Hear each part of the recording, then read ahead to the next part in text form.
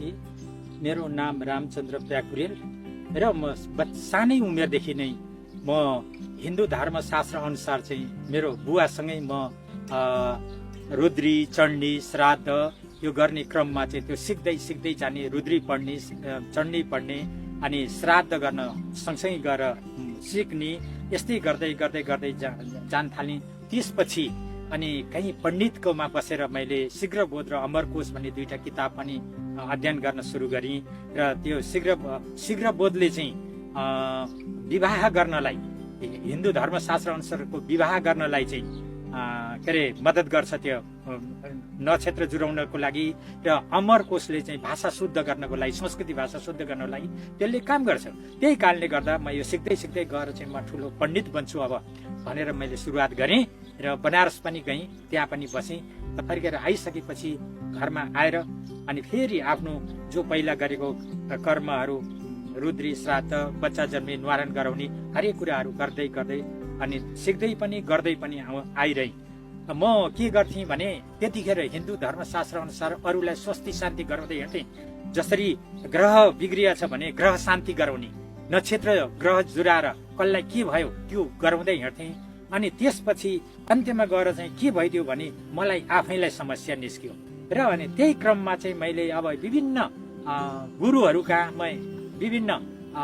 कहाँ गएँ र 11,000 ब्राह्मणद्वारा साङ्ग गायत्री पुरस्कार त्यहाँ गरेपछि तेरो शान्ति हुन्छ भनेर भने म पनि त्यहाँ विन्ध्याचल इन्डियामा गएँ। त्यहाँ गएर पनि सबै कुरा गरेँ।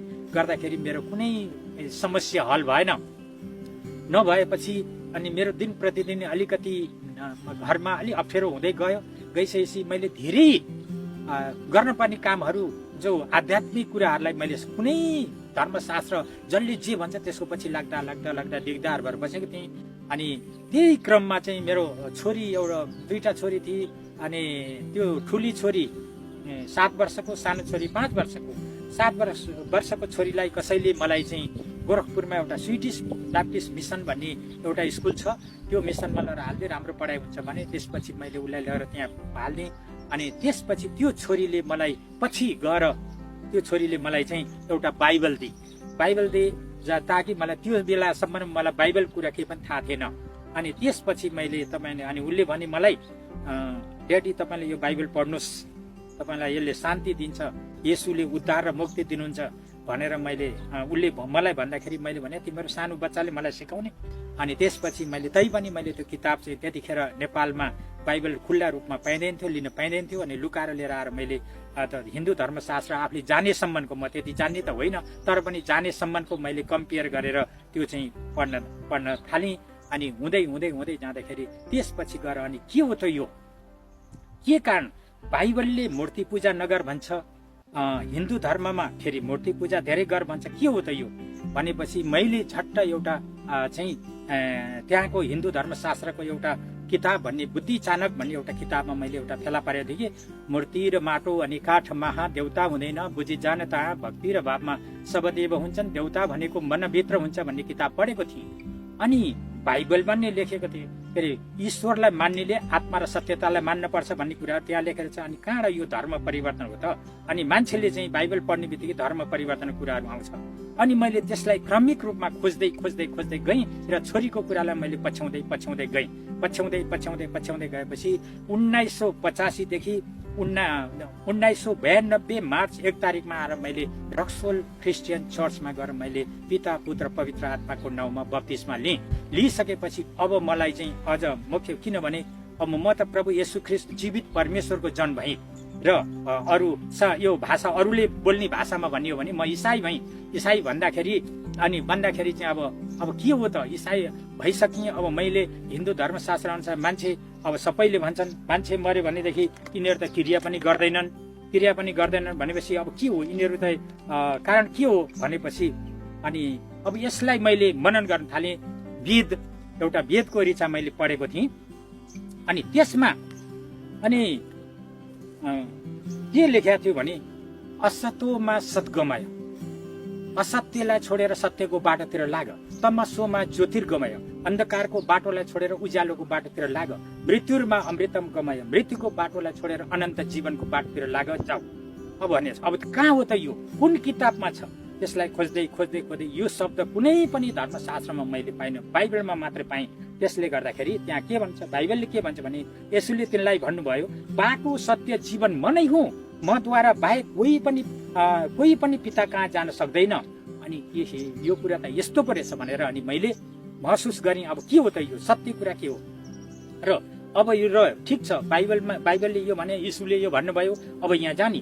त्यसपछि मलाई अझ कौतुलता जाग्यो, वास्तविक कुरा के रहेछ त यो भनेपछि अनि मैले चाहिँ अनि अर्को कुरा चाहिँ के भेटाएँ भनेदेखि जातित्व कुरा। अनि मलाई चाहिँ मैले जब प्रभु येशूलाई स्वीकार गरेँ त्यसपछि गएर धेरै हाम्रा जो आफन्तहरूले धेरैले भने यो त सानो जातिले मान्ने धर्म, यो चाहिँ के अरे कामी दमाईले मान्ने धर्म, त्यसपछि अमेरिकनले मान्ने धर्म, यो विदेशी धर्म।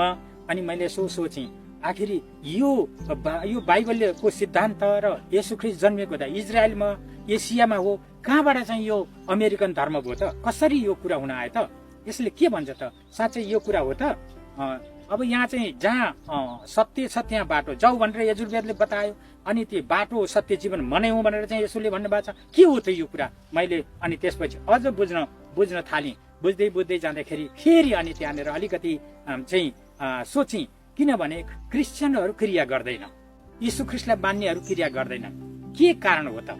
हिन्दू धर्मशास्त्र अनुसार चाहिँ मान्छे मर्यो भने क्रिया गर्छन्, जन्म्यो भने न्वारन गर्छन्। तर यहाँ बाइबल धर्मशास्त्र मान्नेहरूले चाहिँ क्रिया पनि गर्दैनन्। के अरे उनीहरू यो पनि गर्दैनन्। उनीहरू मान्छे मर्यो भने यसरी लगेर गाडिदिन्छन्। वास्तविक कुरा के हो त यो? सबैले यो कुराहरू गरे। अनि त्यसपछि गएर मैले गरुड पुराण र अन्त्य पद्धति भन्ने दुईटा किताब छ, त्यसको अनुसार के रहेछ त भनेर मनन गर्दाखेरि के भने हिन्दू धर्मशास्त्र अनुसार चाहिँ मान्छे मर्यो, खोलामा लग्यो, जलाएर आयो, त्यसपछि गएर त्यसको आत्मा त्यो भड्किन्छ। त्यो धेरै लामो कहानी छ, तर म सर्टकटमा बताउँदै गइरहेको छु। र अनि त्यसमा आइसकेपछि त्यसको आत्माले ठाउँ पाएन। भोलिपल्ट गएर त्यहाँ एक ठाउँमा माटोको ढिकुरो जस्तो उठाउँछ डल्लो, त्यो माटो उठाएर त्यहाँ चाहिँ पिण्ड दिन्छन्। अनि त्यो आत्मा आएर त्यहीँ गर्भाधान हुन्छ अरे। जसरी एउटा स्त्री जातिले गर्भ राख्छन् पेटमा र 9 महिना पुगेर 10 महिना लागेपछि बच्चा पैदा गर्छन्, त्यस्तै गरी अनि 9 दिन पुगेर 10 दिनमा ढिकुरो जब फुटाइन्छ त्यो आत्मा त्यहाँबाट निस्किन्छ अरे। त्यो निस्किसकेपछि अब स्वर्ग जान कति दिन लाग्छ भनेर चाहिँ बाइबलले के अरे हिन्दू धर्मशास्त्रको गरुड पुराण अथवा अन्त्य पद्धति भन्ने किताब छ, त्यो किताबमा चाहिँ के भनेको छ भने 365 वटा खोचा बगाउनु। 365 वटा खोचा किन बगाइएको भन्दा त्यो स्वर्ग जानलाई बैतरणी नदी तरेर पारी जानलाई 365 दिन लाग्छ अरे। र दिनदिनै हेर्दाखेरि पानी पियो अनि फ्याँक्यो, पानी पियो, त्यो खोचामा पानी उभायो, पियो, फ्याँक्यो। जब 365 दिनमा चाहिँ यहाँ धेरै बिचमा धेरै कुराहरू छ, तर मैले त्यसलाई चाहिँ यहाँ समावेश गर्न चाहिनँ। र अनि जब त्यहाँ बैतरणी नदीमा पुग्छ, बैतरणी नदी तरेर पारी जानलाई के गर्न पर्यो? पारी जान सक्दैन, यहाँ गाई दान गर्नु पर्यो। र यहाँ गाईको पुच्छर समाते र अनि गाईले पारी तारेपछि, पारी गएपछि घर छैन, यहाँ घर दान गर्नु पर्यो। अनि त्यसपछि गएर त्यहाँ के अरे जमिन छैन, जमिन दान गर्नु पर्यो। अनि त्यसपछि त्यहाँ घर बनाउनु पर्यो। त्यसपछि गएर ओढ्नी ओछ्याउनी चाहियो, सबै कुरा खाने दैनिक उपभोग गर्ने चिजहरू चाहिँ त्यो गर्नलाई चाहिँ अनि त्यहाँ पुर्याउनलाई चाहिँ अब हामीले त्यही दान गर्न पर्यो भन्ने कुराहरू त्यहाँ अनि आउँछ र त्यसमा लेखिएको छ। तर अनि अब यसलाई बाइबलले के भन्छ त? मैले संक्षेपमा तपाईँहरूलाई बताइरहेको छु। र यसलाई के भन्छ त भन्दा अनि यहाँनिर चाहिँ के भन्छ अनि के अरे इसाईहरू किन क्रिया गर्दैनन् भनेपछि उतातिर अब त्यो आत्मा भड्किरहेछ, त्यो मान्छेलाई त्यो ठाउँ पाएको छैन, गाई दान गर्यो, गाईले पुर्याउने। अनि त्यो चाहिँ त्यो समुद्र पारी पुगेपछि अब त्यहाँ बस्ने ठाउँ छैन, केही छैन। अब त्यो भौतिक शरीर त खरानी भएर जलाइसक्यो। अनि त्यो शरीरले न त गाईको पुच्छर समाउँछ, न त भात खान्छ, न त त्यो घरमा बस्छ। यो चाहिँ एकदम यो कुरालाई मैले चाहिँ विश्लेषण गरेँ, मैले चाहिँ मनन गर्दा यो चाहिँ अलिकति ठिक लागेन, यो चाहिँ होइन भनेपछि यो। अनि बाइबलले हेर्दाखेरि बाइबलमा यसो भनेको छ, यसुले तिनलाई भन्नुभयो, पुनरुत्थान र जीवन म नै हुँ, मलाई विश्वास गर्ने मर्यो भने पनि जीवित हुनेछ, अनि जिउने म माथि विश्वास गर्ने प्रत्येक कहिले मर्ने छैन। यसको मतलब मैले के बुझेँ भने येशू ख्रीष्टलाई विश्वास गर्ने बित्तिकै चाहिँ मर्ने छैन भनेको मतलब चाहिँ हाम्रो आत्माको कुरा, शरीर होइन। शरीर त जसको पनि मर्छ, तर आत्मा चाहिँ नमर्ने रहेछ। त्यसपछि अनि मैले यो कुरा के हो भनेर अनि त्यसलाई खोतल्न थालेँ र अध्ययन गर्न थालेँ। गर्दै जाँदाखेरि त अनि यो चाहिँ कुराहरूलाई छोडेर येशूलाई सिर्फ विश्वास गर्दाखेरि जब हामीलाई उद्धार र मुक्ति पाउने स्वर्गीय स्थान प्राप्त हुने भएपछि हामी यी कामहरू यी कुराहरू किन गर्ने त? र मैले पनि यो विगतको दिनहरूमा धेरै ठाउँमा क्रिया गरेर हिँडेको थिएँ। धेरै ठाउँबाट मैले यस्ता चामल गाईहरू पैसाहरू बोकेर लिएर आएको थिएँ। तर यो कुरा चाहिँ ठिक होइन रहेछ भन्ने कुरा मलाई चाहिँ लाग्यो। त्यसपछि गएर अनि मैले चाहिँ अनि अब उहाँ येशूले भन्नुभयो बाटो सत्य जीवन म नै हुँ होइन। अनि त्यसपछि उहाँलाई विश्वास गर्ने मर्यो भने पनि जीवित हुन्छ भनेछ त भन्न खोज्यो के भनेदेखि उहाँले चाहिँ यहाँ के अरे यूहन्ना 11:25-26 यो शब्द लेखेको छ। त्यही कारणले आज हामीले सित्तैमा येशू ख्रीष्टलाई पाउने, सित्तैमा उद्धार पाउने, सित्तैमा मुक्ति दिने र हामीले एक पैसा खर्च नगरिकन हाम्रो उद्धार र मुक्ति र हामीलाई शान्ति दिने परमेश्वर उहाँ हुनुहुनेछ। त्यसपछि अनि मैले त्यो अनुसरण गर्दै गर्दै गर्दै गर्दै जाँदाखेरि मलाई धेरै समस्याहरू आए र मानिसहरूले धेरै कुराहरू गर्न खोजे। तर मैले यी कुरालाई चाहिँ अरूले भनेको कुरालाई चाहिँ नटेरिकन बाइबलको कुरालाई चाहिँ खोज्दै जाँदाखेरि अन्त्यमा गएर मेरो जीवनमा धेरै कुराहरू परिवर्तन भयो। जहाँ कि मैले अशान्ति भएर म गलत बाटोमा लाग्नसम्म पछि परेको थिइनँ, गलत कुराहरू सेवन गर्न पनि पछि परेको थिइनँ। तर आज आएर एउटा 7 वर्षको मेरो एउटा छोरीले त्यो एउटा बाइबल दिएको कारणले गर्दाखेरि मेरो जीवनलाई धेरै राम्रोसँग सुधार भयो। र आज हामीलाई के भने येशू ख्रीष्टले हे परिश्रम र मेहनत गर्ने बोझले दबिएको म कहाँ आऊ, म विश्राम दिनेछु भनेर भन्नुभएको छ। त्यही कारणले गर्दाखेरि उहाँले हामीलाई चाहिँ आऊ भनेर भन्नुभएको छ। उहाँ हर हमेसा हामीलाई चाहिँ बोलाउन तयार हुनुभएको छ। त्यस्तै गरी के भनेदेखि आज हाम्रो परमेश्वरलाई अझ हिन्दू धर्मशास्त्रमा त अझ अर्को पनि छ। यदि तपाईँले महादेवको पूजा गर्नुहुन्छ भने अथवा कुनै को पूजा गर्नुहुन्छ भने के भनेर लेखाएको छ त्यहाँनिर, प्रतिपदा परेवा मसाने मृत्यु द्वितीय गौरी सन्निधौ शुभम तृतीय सभायाम तापकारण चौथी क्रीडायाम सन्तान हानि है। परेवाको दिन पूजा नगर्नु रे महादेवलाई, मसानमा हुन्छ महादेव, मृत्यु हुन्छ त्यो दिन पूजा गर्यो भने, द्वितीय चाहिँ गोरुमाथि बसेको हुन्छ त्यो दिन शुभ हुन्छ, तृतीयको दिन महादेव चाहिँ सभामा बसेको हुन्छ त्यो ताप कारण भनेपछि घरमा अलि सङ्कष्ट आउँछ।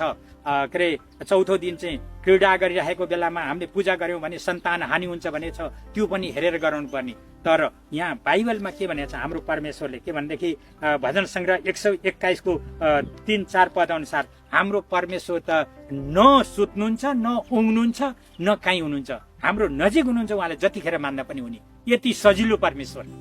त्यही कारणले गर्दाखेरि आज तपाईँ र मेरो जीवनमा परमेश्वरले आज धेरै चाहिँ काम गर्नुहुनेछ भन्ने कुराहरू हामीले महसुस गरेको, मैले महसुस गरेँ। त्यसपछि गएर हामी प्रत्येक मेरो श्रीमती अनि म, मेरो छोरी, मेरो छोरा, हामी सबैले प्रभुलाई स्वीकार गरेर अनि बाइबल अध्ययन गर्दै गर्दै गर्दै गर्दै अन्त्यमा गएर कहीँ ट्रेनिङ गएँ। त्यसपछि आएर परमेश्वरले मलाई एउटा भिजन दिनुभयो र अहिले एउटा सानो